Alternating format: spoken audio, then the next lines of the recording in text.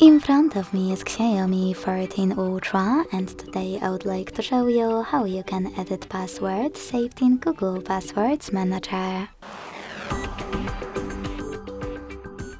First of all, open Settings and scroll all the way down to access Google.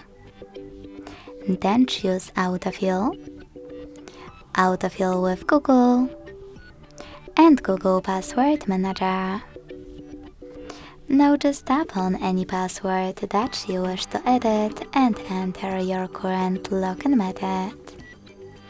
Then tap on Edit button, change wherever you want to, and hit Save at the top right corner. As you can see, after that my password was successfully changed.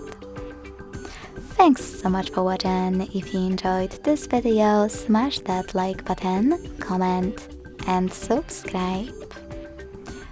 Bye!